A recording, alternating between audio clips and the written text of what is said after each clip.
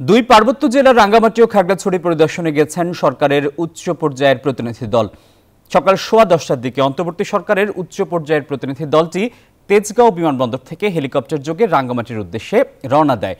প্রতিনিধি দলের নেতৃত্বে রয়েছেন স্বরাষ্ট্র উপদেষ্টা অবসরপ্রাপ্ত লেফটেন্যান্ট জেনারেল জাহাঙ্গীর আলম চৌধুরী, পার্বত্য চট্টগ্রাম বিষয়ক উপদেষ্টা সুপ্রদীপ চাকমা, স্থানীয় সরকার উপদেষ্টা এএফ হাসান আরিফ এবং প্রতিরক্ষা ও জাতীয় সংহতি উন্নয়ন বিষয়ক প্রধান উপদেষ্টার বিশেষ সহকারী অবসরপ্রাপ্ত লেফটেন্যান্ট জেনারেল আব্দুল হাফিজও রয়েছেন এই দলে। রাঙ্গামাটি পৌঁছে জেলা প্রশাসক কার্যালয়ে মতবিনিময় সভায় অংশ নেবেন তারা। এনজিওর কিস্তি প্রথমবার বিকাশ পেমেন্ট করলেই 20 টাকা ইনস্ট্যান্ট ক্যাশব্যাক। ধন্যবাদ আসিফ টিপু আপনাকে। মতবিনিময় সভা যেখানে হবে সেখানে আমি আছি। সভাস্থলে কিন্তু এখনো পর্যন্ত স্বরাষ্ট্র উপদেষ্টা সহ 3 উপদেষ্টা তারা এখনো পর্যন্ত এখানে পৌঁছেনি।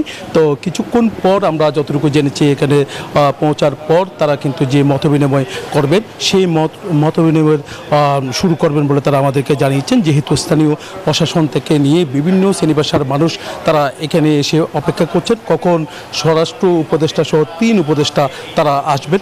তো আসার পর কিন্তু আসলে যে পার্বত্য চট্টগ্রামে যে এখন অস্থিরতা দেখা দিয়েছে, যেহেতু 3 দিন ধরে সংঘর্ষের ঘটনা ঘটেছে, এই ঘটনায় 4 জনের মৃত্যু হয়েছে। খাগড়াছড়িতে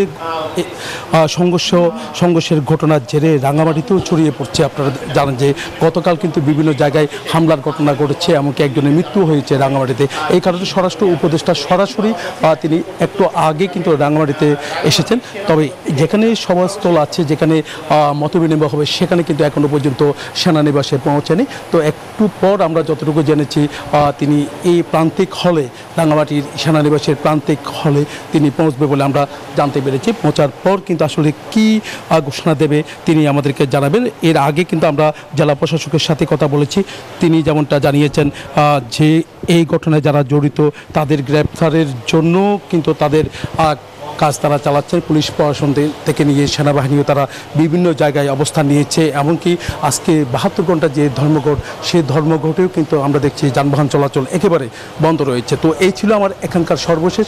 ফিরে যাচ্ছি স্টুডিওতে আসিফ টিপুর কাছে। জয়, আপনাকে ধন্যবাদ।